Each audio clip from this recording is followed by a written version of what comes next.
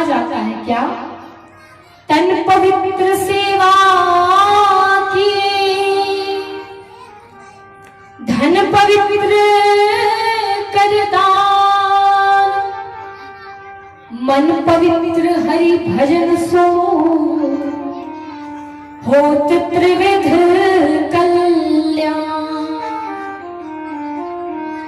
कहा जाता है तन पवित्र सेवा किए, धन पवित्र कर दान और मन पवित्र हरि भजन सो, होत त्रिविध कल्याण। ये शरीर पवित्र हो जाता है सेवा करने से। व्यक्ति का धन पवित्र हो जाता है दान करने से, और मन पवित्र हरि भजन से। मन पवित्र यदि होता है तो वो हरि के भजन से, हरि के कीर्तन से होता है। इसीलिए अपने जीवन में जितना हो सके भगवान का नाम लो।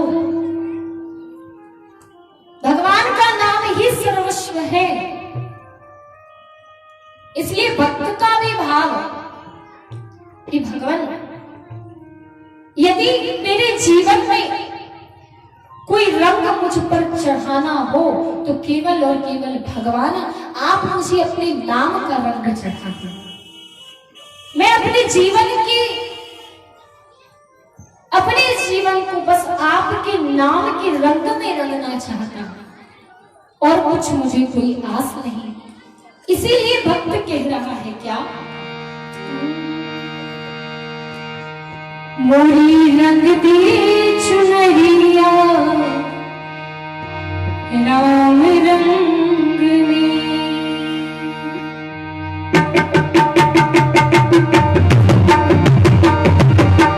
कौन कौन चाहता है कि उसके जीवन में श्री राम का रंग हो? प्रभु आप अपने नाम का रंग मुझ पर चढ़ा दो। हाथ ऊपर उठा, कौन चाहता है? सभी चाहते हैं। इसलिए प्रेम से ताली सेवा करते हुए कहिए, प्रभु मोरी रंग दी चुनरिया राम रंग में, मोरी रंग दी चुनरिया राम रंग में, मोरी रंग दी चुनरिया राम रंग में, मोरी रंग दी चुनरिया राम रंग में, राम रंग में मोरी श्याम रंग में, राम रंग में मोरी श्याम रंग में, राम रंग में मोरी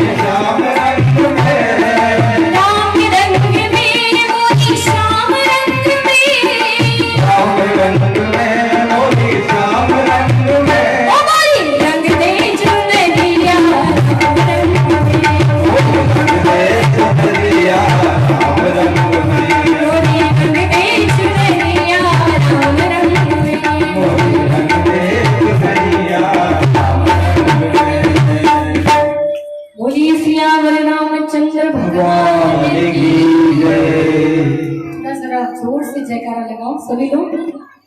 बोलिए सियावर रामचंद्र भगवान की, श्री हनुमान जी महाराज की। ऐसे ही जयकारा लगाओ, जिसमें कोई सो भी गया हो तो उठ जाए। हाँ, जयकारा लगे। तो क्योंकि भगवान की कथा में नींद आती है, स्वाभाविक है, क्योंकि भगवान ने निद्रा देवी को कहीं स्थान दिया है तो भगवान की कथा में ही दिया है। निद्रा देवी ने भगवान से कहा मैं जाऊं कहां? भगवान ने कह दिया जहां पर मेरी कथा हो, जहां पर मेरे भक्त बैठे उनके सर पर जाकर बैठे। तो निद्रा देवी कहीं पर आएगी तो भगवान की कथा है। किसी ने कहा भगवान ने भी निद्रा को स्थान कहां दिया? अपनी कथा में। भक्त एकाग्र होकर के भगवान की कथा सुने कैसे? तो भगवान ने बड़ा सुंदर उत्तर दिया कि यदि नींद कहीं पर आती है तो फूलों की सेज पर आती है, कांटों पर नहीं आती। भगवान की कथा फूलों की सेज के समान है, इसलिए नींद भी कहीं आएगी तो भगवान की कथा में। इसीलिए अब इसका मतलब ये नहीं कि आप सो जाओ, कदापि गलत उत्तर न लगाना। भगवान की कथा में नींद आती है, लेकिन यदि मन भगवान के चरणारविंद में लग जाए तो फिर नींद भी भाग जाती है। इसीलिए आइए बड़े सुंदर रूप में चर्चा हम श्रवण पान कर रहे हैं। ये भगवान श्री राम जी का चरित्र, भगवान श्री राम जी के अद्भुत जीवन में भगवान श्री राम भी जब इस धराधाम पर आए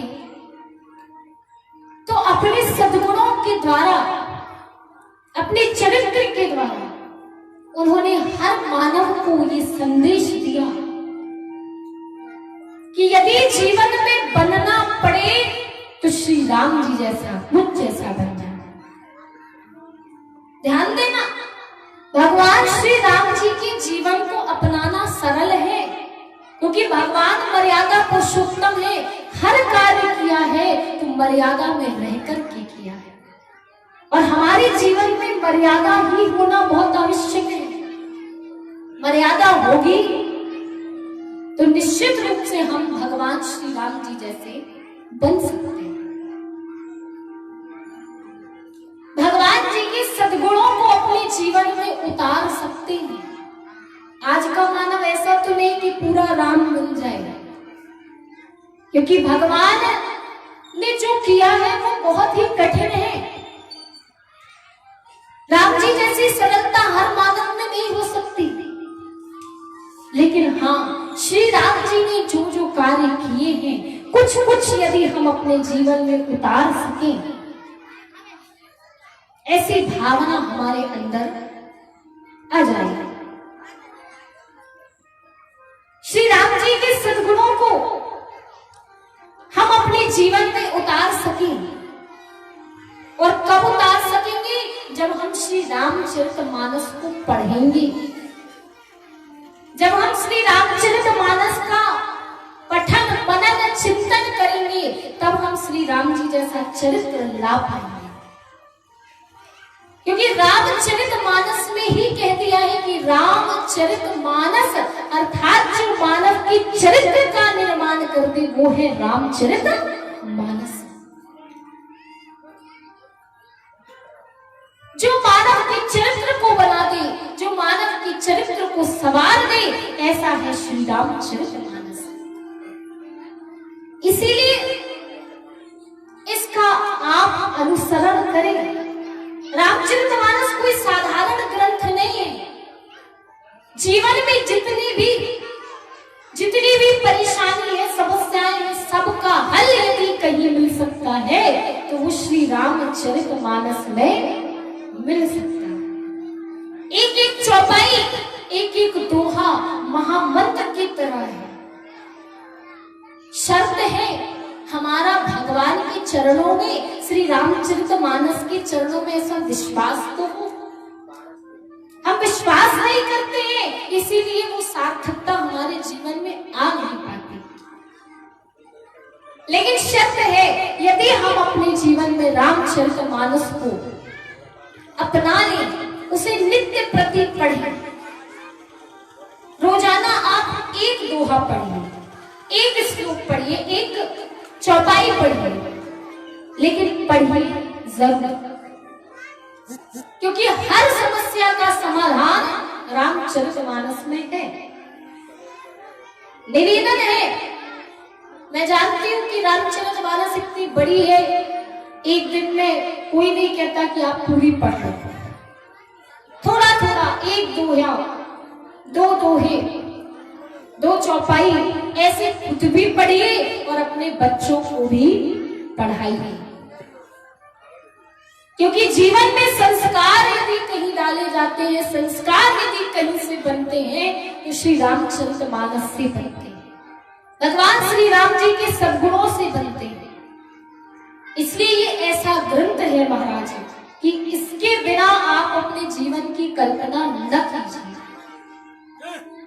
हर घर में रामचरितमानस हो और व्यक्ति इसे केवल अपने घर में सहेज करके रखे ना, ग्रंथ रख दिया, दो अगरबत्ती लगाई, प्रणाम किया, ये कार्य तो हो, लेकिन साथ साथ भगवान का कुछ चिंतन मनन अध्ययन भी हो जाए तो आपका जीवन सार्थक है, आपका कल्याण है। श्री राम जी का चरित्र अद्भुत है और रामचरितमानस सुनने से व्यक्ति को शांति भी मिलती है। आप कहें इसका प्रमाण कहाँ है, तो गोस्वामी जी स्वयं लिख रहे हैं। क्या लिखा गोस्वामी जी ने?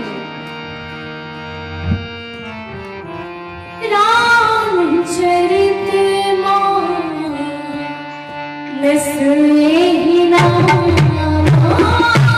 रामचरित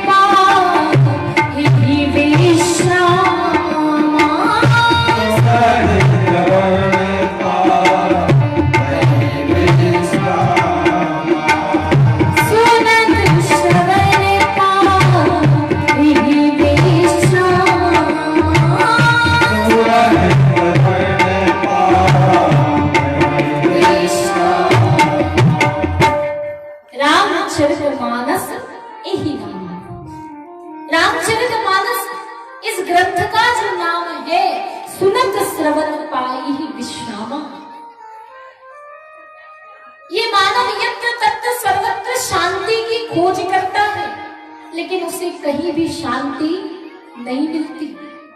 आप बाजार जाओ और कहो कि 50 रुपए की शांति दे दो, तो मिलेगी? नहीं मिलेगी। शांति और आनंद कहीं पर मिल सकता है तो वो भगवान की कथा और सत्संग में मिल सकता है, और कहीं पर नहीं मिल सकता। केवल भगवान की कथा है जहां पर आप अपने हृदय में शांति का अनुभव करेंगे, आप अपने हृदय में आनंदित हो जाएंगे, क्योंकि ये तो स्वयं आनंद कंद भगवान की कथा है। तो आपके हृदय में तो आनंद जागरूक होना ही है। ऐसी भगवान श्री राम जी की कथा, ऐसे भगवान श्री राम जी का चरित्र जिस पर पूरी संपूर्ण रामचरितमानस लिखी है। भगवान के चरणों में ऐसा प्रेम हो जाए जैसा भोले बाबा को हो गया था। भगवान के चरणों में भोले बाबा के कोई इष्ट देव आराध्य है तो वो भगवान श्री राम है। भोले बाबा सोते बैठते उठते जागते केवल श्री राम जपते हैं, राम राम जपते हैं। भोले बाबा ने सर्वप्रथम इस रामचरितमानस को भोले बाबा स्वयं इस रामचरितमानस की ज्ञाता है, सब कुछ जानने वाले हैं, लेकिन अपने हृदय में इस ग्रंथ को रखे रहे।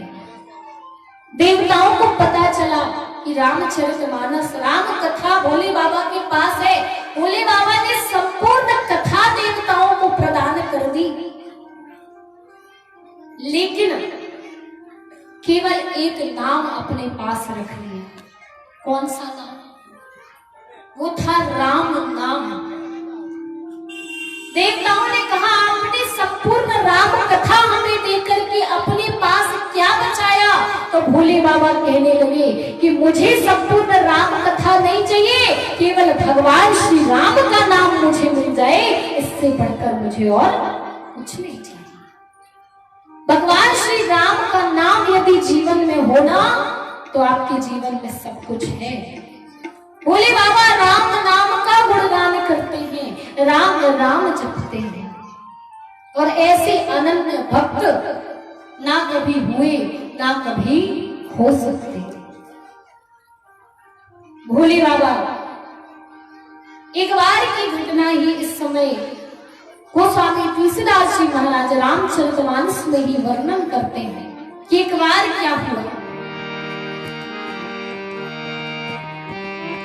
एक बार त्रेता जुग माही, एक बार त्रेता जुग माही, एक बार त्रेता जुग माही, एक बार त्रेता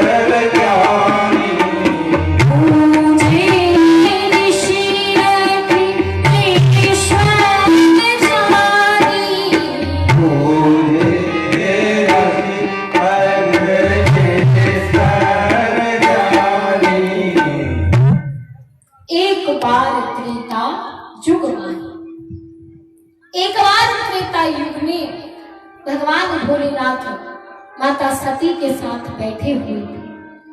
भोले बाबा सती से कहने लगे कि देवी क्यों ना अगस्त ऋषि के पास चल करके श्री राम कथा सुनी जाए। भोले बाबा ने जब ये प्रस्ताव माता सती के सामने रखा तो सती माता धन्य है, एक बार पति ने आज्ञा कह दी, पति ने कह दिया कि कथा सुनने चलना है, तो तर्क वितर्क नहीं किया, प्रभु की कथा है चल गई।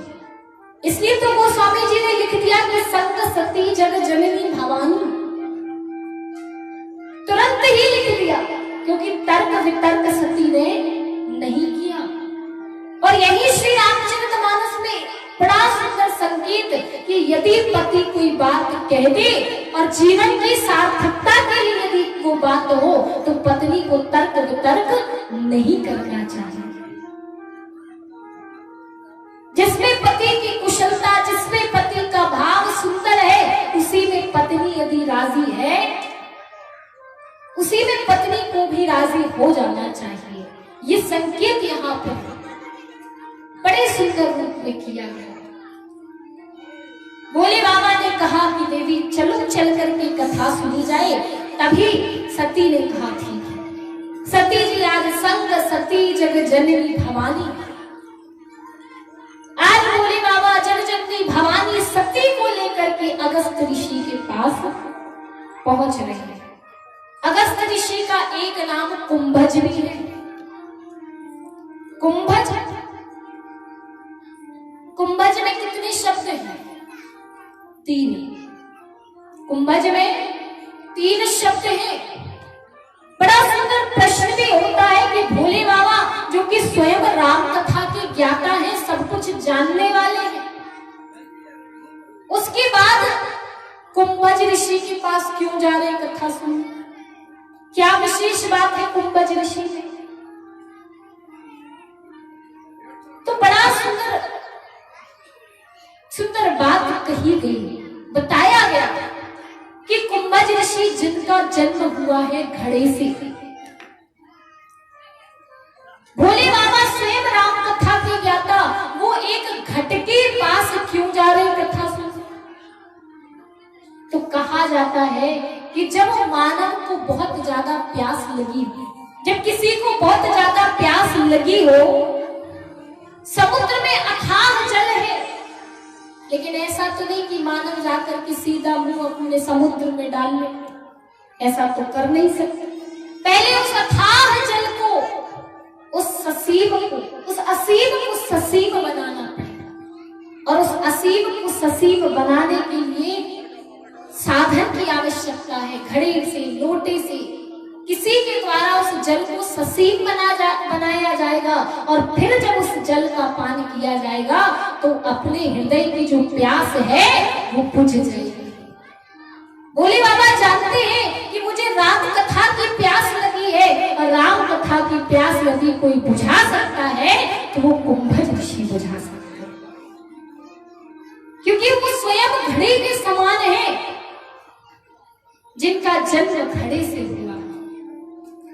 और ध्यान देना, भोले बाबा तो सब कुछ जानने वाले हैं।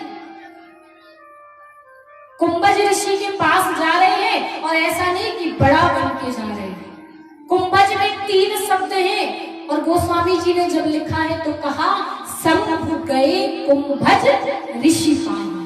शंभु में कितने शब्द हैं? 2 शब्द हैं। और कुंभज में कितने शब्द हैं? 3 शब्द हैं। अर्थात भोले बाबा स्वयं को छोटा बनाकर, छोटे बन करके जा रहे हैं, क्योंकि जब भी श्रोता यदि कथा सुनने जाए तो वक्ता को श्रेष्ठ समझे। ये यहाँ पर मुख्य बात बड़े सुंदर रूप में भोले बाबा ने संकेत किया कि यदि हृदय में राम कथा की प्यास लगी है और कथा सुनने जाने जा रहे हो, तब उस समय छोटे बन करके जाओ। लेकिन भगवान श्री सीताराम जी महाराज की ऐसी अनुकंपा है कि कहा भी गया है कि भगवान की कथा में यदि आप जा रहे हैं तो श्रोता वक्ता में भगवान का दर्शन करे, और वक्ता श्रोता में भगवान का दर्शन करे, तो ये राम कथा सफल हो जाती है। ये भाव है कि यहाँ पर कोई छोटा बड़ा नहीं है, यहाँ तो सब एक समान है, सबके हृदय में श्री सीताराम जी महाराज विराजमान है। भोले बाबा आज शंभु गए कुंभज ऋषि पाही, भोले बाबा आज कुंभज ऋषि के द्वार पर जा रहे हैं। एक बड़ा सुंदर भाव भी है कि कुंभज ऋषि जो है, कुंभज अर्थात घड़ा, घड़ा अर्थात हृदय। भोले बाबा कह रहे हैं, मानो संकेत कर रहे हैं कि यदि भगवान की कथा सुननी है तो हृदय से सुनो। यदि भगवान की कथा को आप हृदय से सुनोगे, भाव से सुनोगे, तो निश्चय ही आपके जीवन में भगवान का प्राकट्य जरूर होगा, क्योंकि भाव ही सर्वस्व है, भाव ही आधार है, इसीलिए पर ब्रह्म का होगा यहाँ अवतार है। वो प्रेम से रीझने वाले हैं। और जब हृदय में प्रेम हो जाएगा, जब आपके हृदय में वास्तविकता में भगवान को पाने की इच्छा जागृत हो जाएगी, तो निश्चय ही वो परम ब्रह्म परमात्मा भी सगुण साकार रूप धारण करके आपके समक्ष प्रकट हो। बोले बाबा शंभु गए कुंभज ऋषि पाही। और आज जब अगस्त ऋषि के द्वार पर आए, कुंभज ऋषि के द्वार पर आए, कुंभज ऋषि ने जाना भोले बाबा श्री राम कथा सुनने आए हैं, और साथ ही साथ जगत जननी मां सती भी आई। हृदय आनंदित हो गया, धन्य धन्य हो गए, कहने लगे आज मैं धन्य हो गया, आज मेरी कथा धन्य हो जाएगी, आज मेरा जीवन सफल हो गया, जो भोले बाबा स्वयं मेरे द्वार पर आए कथा सुनने। अगस्त ऋषि बड़े प्रसन्न और ये जानते कि भोले बाबा समस्त जगत के ईश्वर हैं। इस बात को जानते हुए आज अगस्त ऋषि भोले बाबा को एक आसन पर बैठाए और उनका पाद प्रक्षालन करने लगे। पूजे ऋषि अखिलेश्वर जाने उनका पूजन करने लगे। जब अगस्त ऋषि भोले बाबा का पूजन करने लगे तो सती जी मन में विचार करने लगी। कैसा विचार?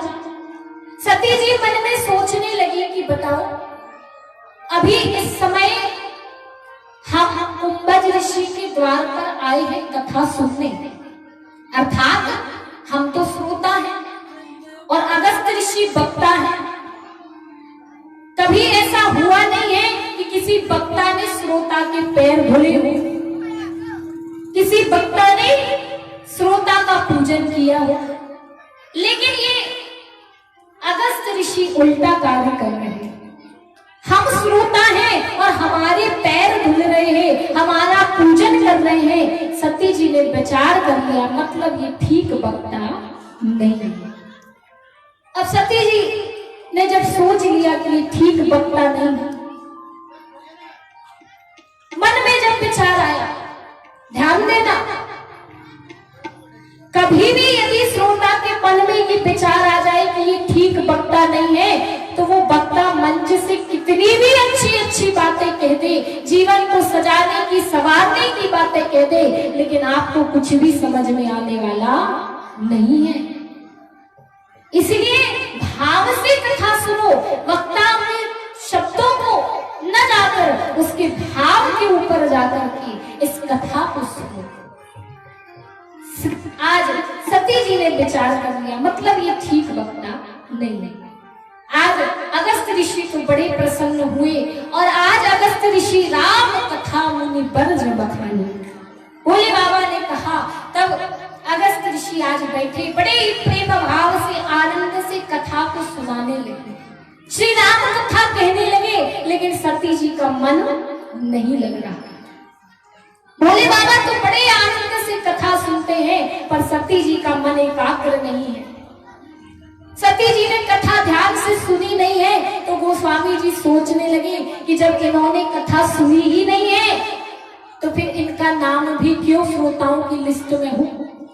इसलिए गोस्वामी जी ने जब लिखा है तो कहा, राम कथा मुनि बरज बखानी और सुनी महेश परम सुख मानी। अब इसमें कहीं सती जी का नाम है?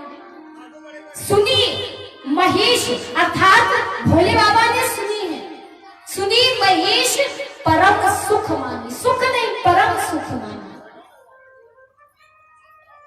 सती जी का कहीं नाम नहीं। भोले बाबा ने आनंद से कथा सुनी, भाव विभोर होकर के कथा सुनी। ध्यान देना, जब आप कथा में जाते हो ना, अधिकतर ये रोजाना की दिनचर्या में होता है। जब कहीं गांव में कथा होती है, बच्चा कहता है माँ कहाँ जा रही है? माँ ने क्या कहा कि बेटा कथा सुनने जा रहे हैं।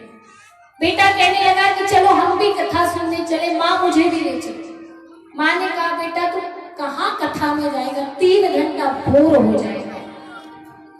क्या कहा? 3 घंटा बोर हो जाएगा। ये संस्कार हमें अपने बच्चों को देने नहीं है।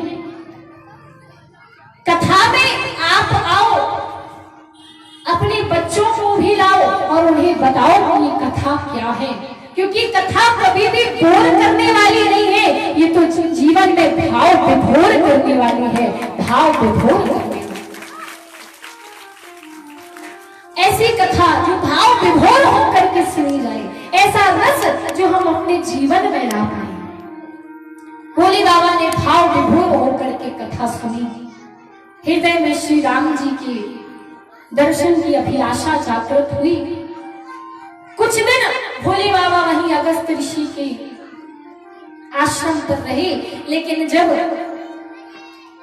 विदा की बारी आई, उन्हीं सन विदा मांग त्रिपुरारी। आज भोले बाबा अगस्त ऋषि से कहते हैं कि हे अगस्त ऋषि, हमें विदा दीजिए। लेकिन भोले बाबा जानते हैं हमने अगस्त ऋषि से कथा सुनी है तो कुछ दक्षिणा स्वरूप देना चाहिए। अब दक्षिणा में क्या दे? तो भोले बाबा सोचने लगे दक्षिणा में क्या दे। तो फिर अगस्त ऋषि से ही पूछा कि हे महाराज, आपको दक्षिणा में मैं क्या दूं? तब अगस्त ऋषि तो संकोच में थे, लेकिन केवल एक ही बात कही कि हे भगवान, भक्ति के विषय में कुछ कहिए। और जब भक्ति के विषय में पूछा तो भोले बाबा जान गए कि इन्हें भक्ति चाहिए, इसीलिए सहर्ष भक्ति का दान आज अगस्त ऋषि को कर देते। अगस्त ऋषि को भक्ति का दान किया और भोले बाबा आज सती माता को लेकर के अपने धाम कैलाश को चल दिए। भोले बाबा के हृदय में बड़ी उत्कंठा है, हृदय में बार बार एक ही बात है कि क्यों ना मेरे भगवान का दर्शन हो जाता, क्यों ना एक बार मुझे भगवान श्री राम के दर्शन हो जाते। क्योंकि भक्त यदि भाव विभोर होकर के कथा सुनता है तो भगवान को पाने की अभिलाषा अत्यंत प्रबल रूप में उठ खड़ी होती है। भोले बाबा के हृदय में भी यही भाव कि एक बार मेरे श्री राम के दर्शन हो जाए, और यही भाव भगवान ने भी जाना। भगवान दंडकारण्य वन में माता सीता की खोज कर रहे थे। रावण माता सीता को जब चुरा करके ले गया, तब श्री राम जी नेत्रों में अश्रु की धारा बहाते हुए विकल होकर के विरह रूपी अग्नि में दंडकारण्य वन में भ्रमण कर रहे, माता सीता की खोज कर रहे। हे खगप्रग, हे मधुकर श्रेणी, इस भावना के साथ व्याकुल होते हुए सीता माता की खोज कर रहे हैं। विरह विकल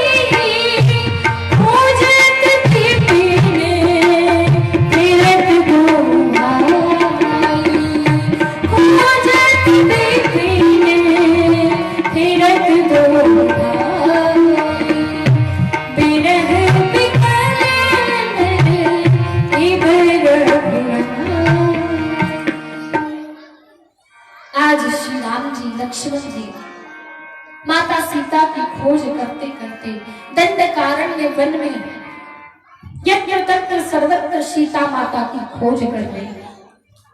उसी समय भोले बाबा और माता सती भी दंडकारण्य वन में आ रहे थे और आज यहीं पर जब भोले बाबा के हृदय में ये भाव है कि एक बार मेरे प्रभु श्री राम के दर्शन हो जाते, वही भगवान श्री राम के दर्शन आज भोले बाबा को हो गए और भोले बाबा कहने लगे, जय सच्चिदानंद जग पावन और अस कही चले मनोजन सावन। जय हो मेरे सच्चिदानंद भगवान की जय हो, जय हो, जय।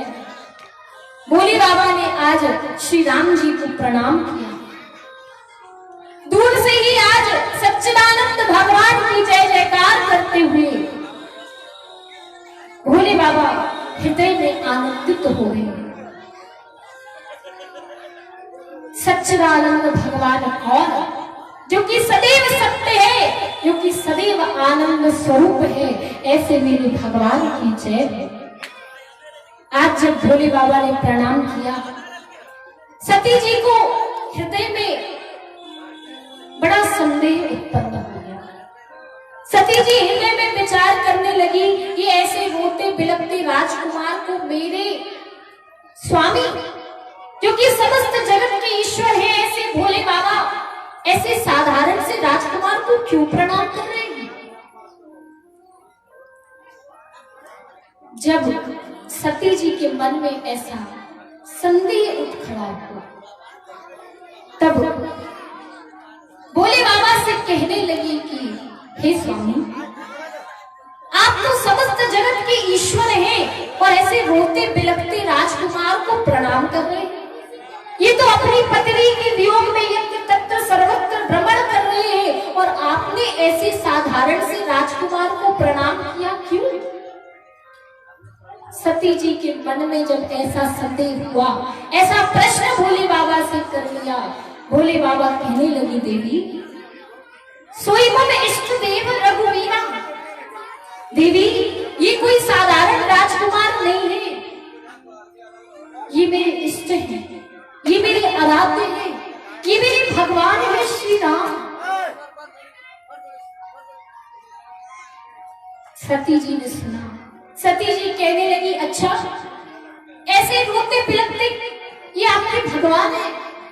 अरे मैंने तो सुना है कि भगवान आनंद कंद होता है, भगवान सदैव आनंद में रहते हैं, लेकिन ये तो रो रहे हैं, ये कहां से भगवान है? मैंने सुना है भगवान के हाथ पैर नहीं होते, भगवान निर्गुण निराकार ब्रह्म होता, ये कैसे भगवान है? सती जी ने जब ऐसे प्रश्न किए, भोले बाबा कहने लगे, देवी ये साधारण से राजकुमार जो दिख रहे हैं ना, ये इस समय भगवान श्री राम लीला कर रहे हैं। भगवान निर्गुण ब्रह्म ही है, लेकिन वो सगुण साकार रूप धारण करके पृथ्वी पर आए हैं और यही भगवान अपनी लीलाएं कर रहे हैं। ये मेरे आराध्य, ये मेरे इष्ट, ये मेरे भगवान श्री राम है। बहुत समझाया भोले बाबा ने, ये वही राम है जिन्हें सारा संसार जानता है। कह रहे हैं भोले बाबा, राम ब्रह्म व्यापक जग जाना, राम ब्रह्म व्यापक जग जाना, राम ब्रह्म व्यापक जग जाना, राम ब्रह्म व्यापक जग जाना, परमानंद परेश पुराना, परमानंद परेश पुराना, परमानंद परेश पुराना। परमानंद भोले बाबा ने समझाया कि देवी, राम ब्रह्म व्यापक जग जाना, राम ऐसे ब्रह्म है जिन्हें सारा संसार जानता है। हे देवी, इसमें तनिक भी संशय या संदेह करने वाली बात नहीं है। भोले बाबा ने सब प्रकार से समझा दिया, लेकिन महाराज सती जी नहीं समझी। बहुत बार ऐसा होता है, पति देव कितना भी पत्नी को समझाएं पर पत्नियां समझती नहीं है ना? हमारे भाई लोग जानते हैं, यहाँ की बात नहीं कर रही, लेकिन बहुत ऐसा होता है कि पतिदेव पत्नी को समझा समझा के परेशान है, लेकिन पत्नियां समझती नहीं। लेकिन इसका खामियाजा भी भाई लोगों को ही झेलना पड़ता है ना। अब यार लोग बैठे हैं तो जानते हैं। अच्छा, एक बार एक पति बड़ा परेशान अपने मित्र के पास पहुंचा, कहने लगा कि मैं अपनी पत्नी से बड़ा परेशान हूं। जब कहा तो मित्र ने एक सलाह दी कि देख, पत्नी से परेशान है, एक काम किया कर, कभी तूने उसकी तारीफ की है, पत्नी की तारीफ की है? उसने कहा पत्नी में ऐसे कोई लक्षण ही नहीं कि तारीफ की जाए। मित्र ने कहा बस यही गड़बड़ करते हो, पत्नी में गुण हो ना हो लेकिन तारीफ करो, क्योंकि शक्कर से भी मीठी कोई चीज है तो वो है प्रशंसा, तारीफ। इसलिए तारीफ करो, बस सब काम बन जाएगा। देख, मित्र ने सलाह दी, उसने कहा चलो ठीक है, ये भी आजमा लेंगे। तो पति आया, आज सोचा कि आज जली रोटी भी ला करके रख दे, लेकिन तारीफ करना, कैसे भी कुछ भी हो लेकिन तारीफ करना। ठीक है, अब पत्नी लेकर के आई भोजन की थाल, पतिदेव के सामने रखी, जल का गिलास रखा। अब पति शुरू तारीफ करने, आहा क्या भोजन है, कितनी अच्छी खुशबू आ रही है। पति ऐसी तारीफ किया तो पत्नी को जरा शौक लगा कि इतने वर्ष हो गए कभी तारीफ तो करते नहीं, आज हो क्या गया। इतने ही नहीं और तारीफ करने लगा, कहने लगा देवी तुम्हारे हाथ में साक्षात अन्नपूर्णा माता विराजमान। देवी तुम ये जो जल लाई हो ना, ये जल नहीं है, ये अमृत है, अमृत। देवी कितनी अच्छी सब्जी बनाई है, कितनी अच्छी खुशबू आ रही है, और ये जो रोटी लेकर के आई हो ना, ये रोटी नहीं है, ये तो चांद का टुकड़ा है, चांद। अब महाराज इतनी तारीफ कि अब पत्नी से हजम ना। पत्नी गई अंदर रसोई में और जाकर के बेलन लेकर के आई। अब जब बेलन लेकर के आई तो पति डर गया कि बताओ, मैं तो तुम्हारी तारीफ कर रहा हूं, तुम मुझे बेलन दिखा रही हो। पत्नी ने कहा पतिदेव 40 साल हो गए भोजन बनाते बनाते, आज तक तुमने तारीफ नहीं की, क्योंकि वो भोजन मेरे हाथ का बना था। लेकिन आज मैंने एक दिन होटल से क्या भोजन मंगा लिया, तुम तो तारीफ के फूल बांधे जा रहे हो। इसलिए पत्नियां बड़ी चतुर होती, थोड़ा सा तारीफ भी करो तो जरा समझ के, है ना। अब पत्नियां सोच रही अभी बहुत दांत निकल रहे, घर चलो फिर बताएंगे है ना। लेकिन यहाँ जो है वो नहीं कह रही हूँ, यहाँ सब बड़ी सम्मानीय है, मैं सबको प्रणाम करती हूँ, सभी संस्कारिक हैं, यहाँ सभी अच्छी हैं और हमारे भाई लोग भी अच्छे हैं। अब ऐसा नहीं कि हमने कुछ कह दिया तो जाकर के झगड़ा करने लगो, प्रेम से रहो, क्योंकि यही जीवन का सार भी है, उद्देश्य भी है। तो महाराज आइए एक बार सभी लोग जयकारा लगाए, बोलिए सियावर रामचंद्र भगवान की, हनुमान जी महाराज की। तो महाराज भोले बाबा ने बहुत समझाया सती को, पर सती जी नहीं समझी। और जब सती जी नहीं समझी तो सती जी ने सोचा, जब सती जी नहीं समझी तो भोले बाबा ने सोचा कि ये ऐसे मानने वाली नहीं है, तो क्या किया जाए। तो भोले बाबा कहने लगते, देवी जो तुम्हारे मन अति संदेह हो, तो किन जाई परीक्षा ले हो। हे देवी, यदि तुम्हारे हृदय में इतना संदेह, इतना संशय हो रहा है, तो एक काम करो, जाकर के स्वयं ही श्री राम जी की परीक्षा ले लो। और जब परीक्षा की बारी आई तो यहाँ पर सती जी को ये सुझाव अच्छा लगा। सती जी ने सोचा कि क्यों ना परीक्षा ली जाए, और परीक्षा लेने के उद्देश्य से भोले बाबा को प्रणाम किया और वहां से चल गई। अब हृदय में बार बार विचार कर रही है कि ऐसा क्या करूं जिससे कि भगवान श्री राम जी की परीक्षा हो जाए और मुझे पता चल जाए कि ये भगवान है कि नहीं है। इसीलिए पुनि पुनि हृदय विचार करी धरी सीता कर रूप। आज बार बार हृदय में विचार करने के बाद सती जी ने सीता जी का रूप बना लिया। सती जी ने सीता जी का रूप बनाया और उस मार्ग पर जाकर के खड़ी हो गई जहां से श्री राम जी आने वाले थे। और सती जी हृदय में विचार कर रही है कि यदि ये भगवान है तो मुझे मां कह करके प्रणाम करेंगे, और यदि ये भगवान नहीं है तो अभी मेरा हाथ पकड़ के कहेंगे कि सीता तुम कहां चली गई थी, मैं तुम्हें कब से खोज रहा हूं। सती जी हृदय में विचार कर ली, सीता जी का रूप बना लिया, मार्ग में खड़ी हो गई और वहीं से श्री राम जी आ रहे थे।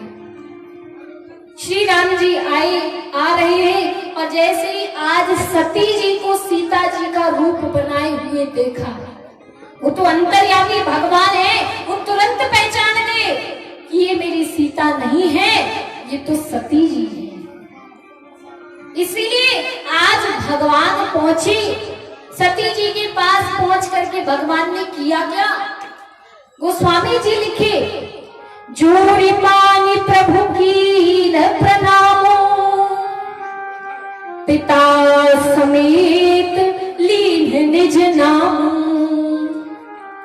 कयहु बहुरी कहाँ प्रश के तू, विपिन अकेली फिरहु के ही हेतु। आज भगवान श्री राम ने माता सती को प्रणाम किया और कहा, हे मां, आप यहाँ पर इस निर्जन वन में इस तरह से अकेले क्यों घूम रही हैं? नंदी पर सवार होने वाले भगवान शंकर, भगवान भोलेनाथ, भगवान आशुतोष कहाँ पर हैं? और जब भगवान श्री राम ने ऐसा कहा, सती जी आज हृदय में सकुचा गई, जान गई कि ये साक्षात परम परमात्मा भगवान श्री राम ही है। हृदय में अद्भुत ग्लानि हुई, और ऐसी ग्लानि हुई कि आज किसी भी तरह से स्वयं को क्षमा करने योग्य नहीं समझ। सती जी आज भगवान को प्रणाम करती है, हृदय में जो ग्लानि है वो दूर नहीं हो रही।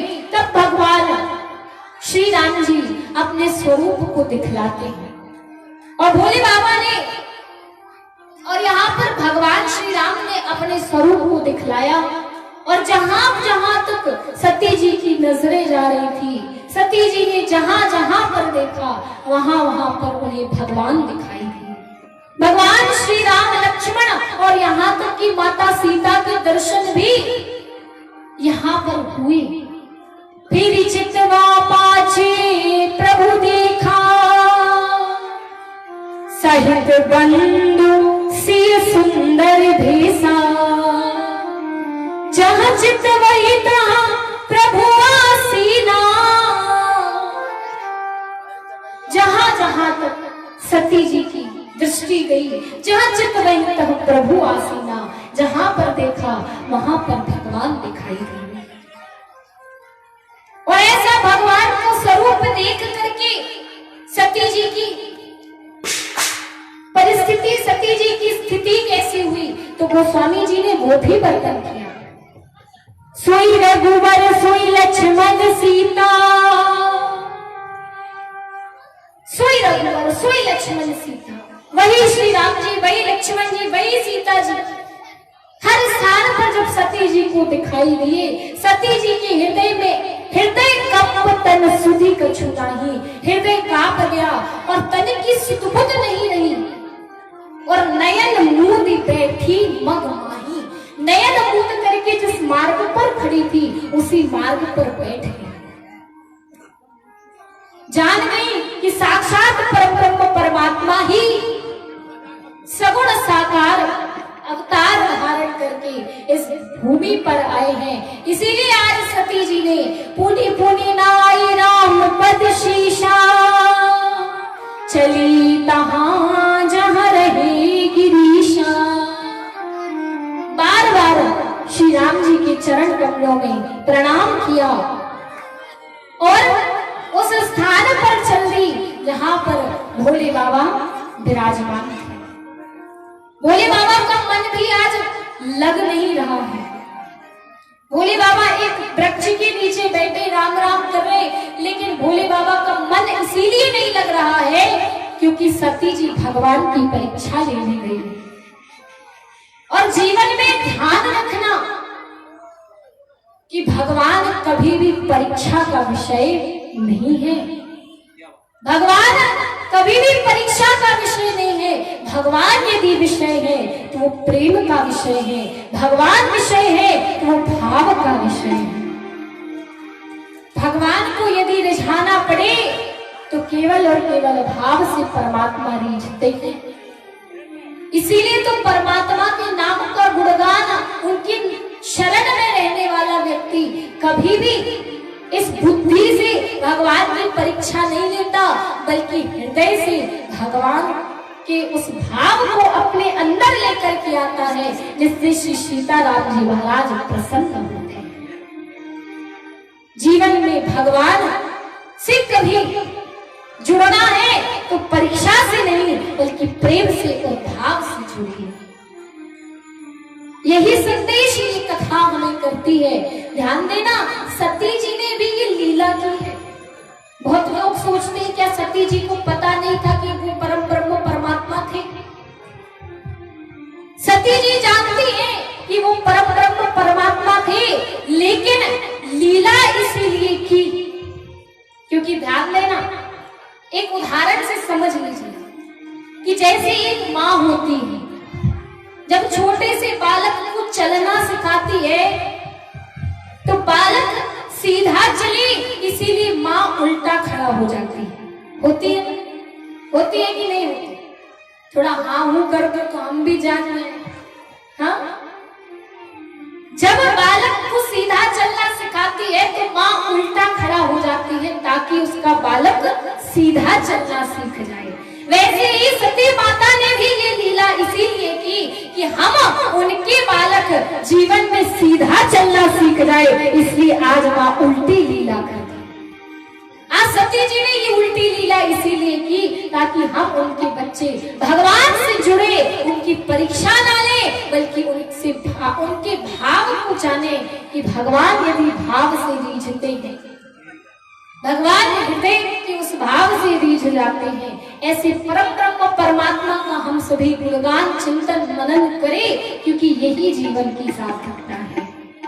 एक बार सभी लोग जयकारा लगाए, बोलिए सियावर रामचंद्र भगवान की, हनुमान जी महाराज